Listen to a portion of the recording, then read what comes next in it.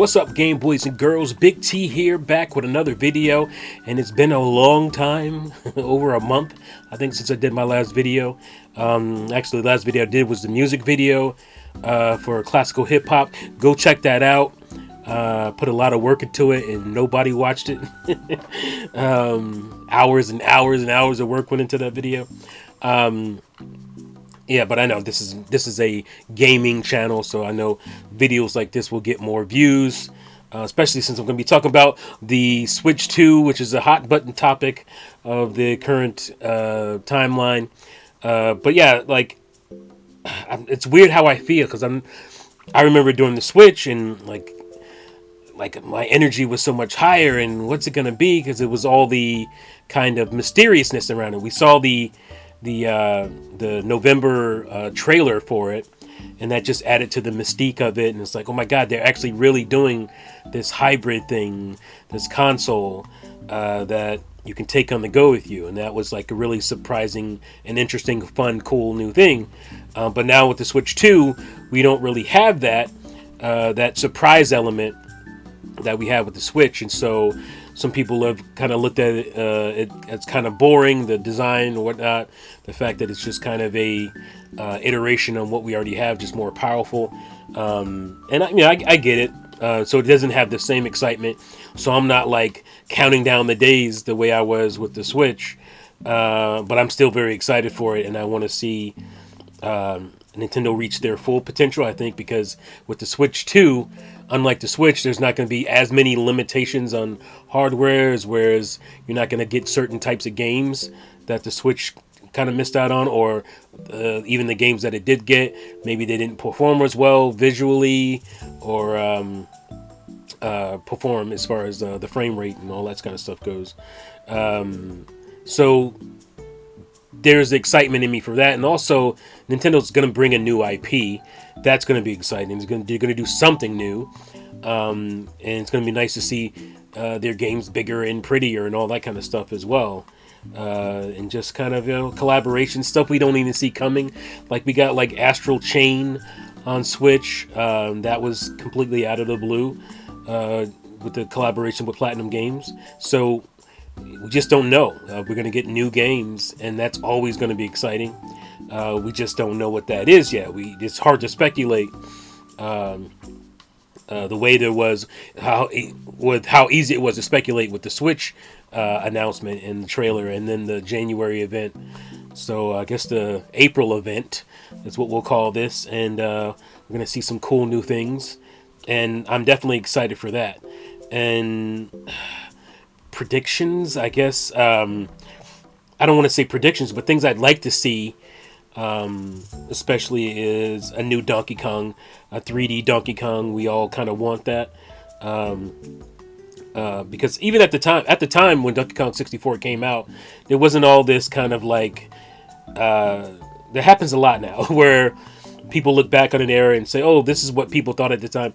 Donkey Kong 64 was not thought down on at that time. When you played it, you knew it was kind of lacking in something, or just had too much of this or that. But there was no narrative of, "Oh, this game is, a collectathon." Like that kind of talk didn't come until later. The 3D collectathon, I don't think anybody even called it that at the time. Maybe there was a few outlets that did it, but it wasn't like this kind of known thing in the zeitgeist of video gaming the way it is now, the way it's talked about now. It's kind of like the N64 controller stuff, where there's all these YouTubers in their mid-30s, maybe even late 30s, who talk about the N64 controller like everybody didn't like it at the time when it came out, which is completely not true. It's just false. Nobody was talking bad about the N64 controller at the time when it came out, because the audience at that time, we were very receptive of just like wild, crazy things, cool, crazy new things, because there's so many companies trying to make video game consoles at that time to compete with Sony, or with Nintendo, and then Sega, and then Sony, that we just got all these crazy things at the time. So we were we saw crazy stuff all the time. You're talking about a generation that came from like the Power Glove and the Super Scope 6 and Rob the Robot. Like that was insane for a gaming console to have something like that. And just the not even like the big guys, but like the smaller guys trying to get in, like your Panasonics with the 3DOs or your Neo Geos. Those guys were doing crazy cool things to get our attention because there was so much competition at that point, and so we weren't surprised by that. So, but in hindsight, there's a lot of, like I said, 30 somethings to late 30 somethings talking about the N64 controller. Nobody knew how to hold it and all and all this nonsense. And I'm like, I never saw that in a magazine, or there was maybe a joke here and there about it, but most people were pretty receptive to the N64 controller.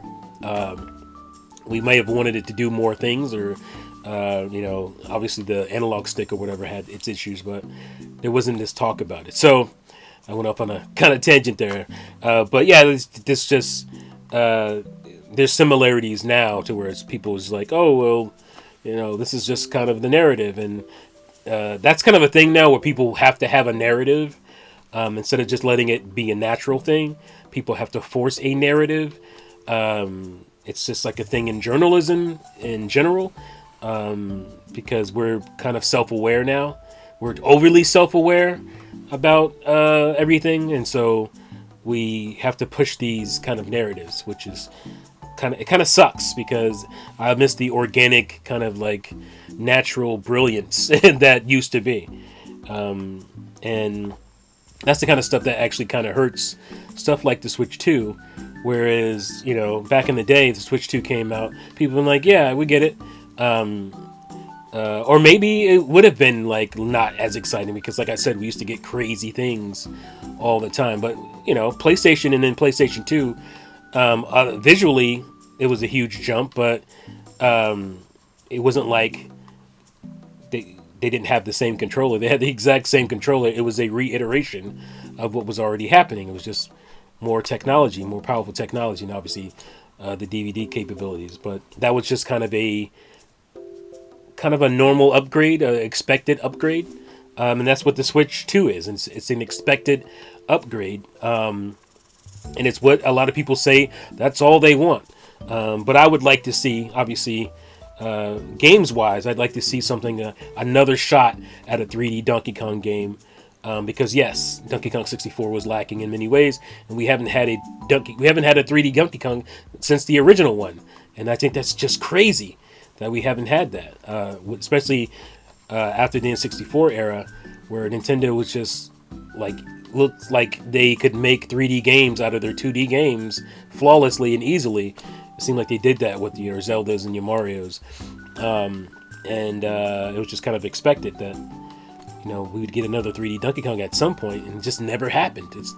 It blows my mind thinking back on it now, but yeah, I would like to see that. I'd like to see Monolith Soft's, I call it, what have I been calling it? Like Warrior Princess game or something like that. They showed the concept art some years ago, and it's about it's an action. I believe it's an action RPG set with like with a protagonist that is a kind of warrior princess or something.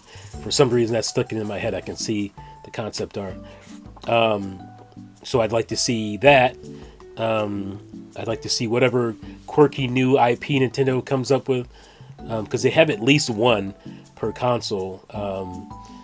Some of them have multiple, like the Wii had multiple, the Switch had multiple, stuff like let's tip over Wii U with Splatoon. That was kind of a quirky new crazy IP that kind of set us on fire, and the Switch, or Wii obviously had Wii Sports and stuff like that, and the Switch had like 1-2 Switch, which didn't really hit, but it also had Ring Fit Adventure and Labo. Labo was a moderate success, but Ring Fit Adventure was a pretty big success, and so I'm want to see. Obviously, I think we'll probably get a sequel to that, but I want to see if Nintendo has a new kind of quirky IP idea that's been tossed around within the younger group. The Splatoon guys.